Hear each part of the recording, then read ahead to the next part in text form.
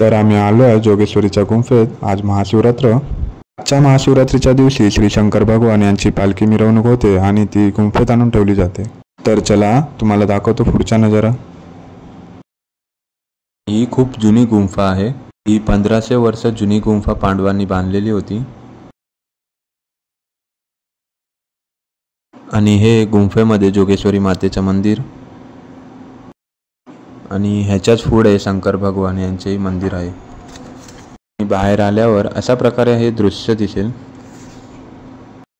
तर या ठिकाणी महाशिवरात्रीच्या दिवशी छान प्रकारे रांगोळी काढून इथे सजावट केली जाते. आणि या ठिकाणी शंकर भगवान यांची मूर्ती बसून छान पंतांनी सजवलं जातं.